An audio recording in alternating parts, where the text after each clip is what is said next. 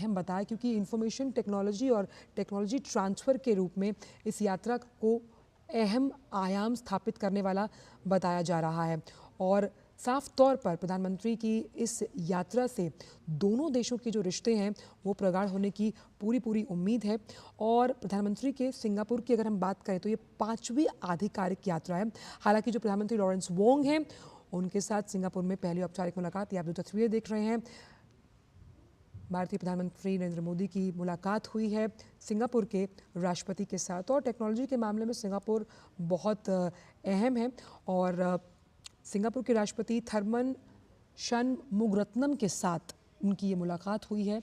कितना इम्पॉर्टेंट है जब हम फिनटेक टेक्नोलॉजीज़ को दोनों देशों के आर्थिक अध्याय में एक नया स्वर्णिम हम कह सकते हैं पन्ना जुड़ने जा रहा है इस यात्रा की बदौलत।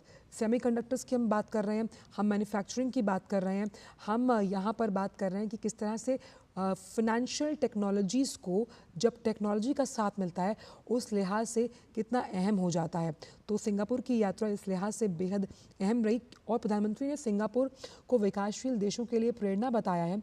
और दोनों देशों के बीच राउंड टेबल जो मंत्री स्तरीय वार्ता हुई है वो इतनी अहम इसलिए है क्योंकि हर क्षेत्र में सहयोग को बढ़ावा मिलेगा। और यहाँ पर जिस तरह से राष्ट्रपति जो कि सिंगापुर के हैं उनसे मुलाकात करते हुए नजर आ रहे हैं, द्विपक्षीय मुलाकात करते हुए नजर आ रहे हैं प्रधानमंत्री, तो इस लिहाज से इन तमाम क्षेत्रों जिनका जिक्र हम कर रहे हैं उनमें एक नई ऊर्जा भरती हुई नजर आ रही है। और 4 ऐसे MOUs हैं भारत और सिंगापुर के बीच जिसमें हस्ताक्षर हुए हैं, ख़ास तौर पर डिजिटल और इलेक्ट्रॉनिक इन्फॉर्मेशन। देखिए, डिजिटल और इलेक्ट्रॉनिक इन्फॉर्मेशन क्यों ज़रूरी है, रियल टाइम इन्फॉर्मेशन किस तरह से प्रदान की जाएगी, और ये ऐसे क्षेत्र हैं जहां पर टेक्नोलॉजी की अहम भूमिका है। साथ ही साथ इसके जो एलाइड सेक्टर्स हो गए, यानी जब आप डिजिटली इलेक्ट्रॉनिक इन्फॉर्मेशन को पास ऑन करने की बात करते हैं तो वो कहाँ कहाँ पास ऑन होगी, वो होगी आपके शिक्षा, कौशल विकास और साथ ही साथ उद्यमिता, स्वास्थ्य। यानी जब हम एंटरप्रेन्योरशिप की बात करते हैं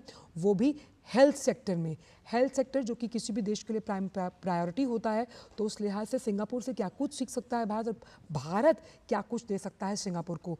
दोनों देशों के लिए एक विन विन सिचुएशन यहाँ पर। और इलेक्ट्रॉनिक इन्फॉर्मेशन के जो तमाम मंत्रालय उनके बीच सहयोग पर सहमति बनी है, यानी digital technology, semiconductor, health, medicine के क्षेत्र में ये समझौते हुए हैं। और मैन्युफैक्चरिंग की जो तमाम फैसिलिटीज़ थी वहाँ पर प्रधानमंत्री ने उसका दौरा किया, उसकी तस्वीरें भी हमने आपको दिखाई थी जिसमें बहुत से भारतीय समुदाय से जुड़े हुए लोग वहाँ पर काम करते हैं, इसका भी उन्होंने जायज़ा लिया। तो ये जो यात्रा है भारत सिंगापुर के बीच, ये तमाम जिन क्षेत्रों का हम जिक्र कर रहे हैं उनमें एक नई ऊर्जा भरते हुए, नए ऐसे आयाम और नए अध्याय को लिखते हुए दोनों देशों के बीच सेमीकंडक्टर के क्षेत्र में निर्माण के साथ साथ कौशल विकास और रोजगार को बढ़ावा देना, खास तौर पर नवोन्मेष और रिसर्च और डेवलपमेंट में कितना अहम हो जाता है भारत सिंगापुर का ये दौरा। और इन क्षेत्रों से अनएक्सप्लोरेबल वो एवेन्यूज सामने निकल कर आते हैं जिसमें उम्मीद की जाती है ज़्यादा से ज़्यादा नवोन्मेष की, ज़्यादा से ज़्यादा रिसर्च की, एंटरप्रेन्योरशिप की, स्टार्टअप्स की। और ये जो अहम समझौते हुए हैं जिसमें सेमीकंडक्टर डिज़ाइन, जो अपने आप में प्रधानमंत्री ने साफ तौर पर कहा था इससे जुड़ा हुआ एक्सपो भी लगाया गया था, और उस वक्त प्रधानमंत्री ने कहा था कि भारत में कि सेमीकंडक्टर आने वाले सालों में ऐसा क्षेत्र हो जाएगा जहां से रोजगार के साथ साथ इनोवेशन से जुड़े कई ऐसे नए आयाम निकलकर सामने आएंगे। और भारत सिंगापुर में डिजिटल तकनीक, सेमीकंडक्टर और स्वास्थ्य से जुड़े हुए तमाम जिन समझौतों का हम जिक्र कर रहे हैं उस लिहाज से कितना अहम हो जाता है, क्योंकि टेक्नोलॉजी ट्रांसफ़र को लेकर विकासशील और विकसित देशों के बीच जिस तरह के सेतु के रूप में, ग्लोबल साउथ के देश के रूप में भारत अगुवाई कर रहा है, प्रतिनिधित्व कर रहा है, तो हमें ये समझना होगा कि वो खाई जो है वो अब पटने लगी है जो विकासशील और विकसित देशों के बीच हमेशा से रही है, ख़ास तौर पर टेक्नोलॉजी ट्रांसफ़र को लेकर। अब इसमें आप समझिए डिजिटल तकनीक क्यों ज़रूरी है।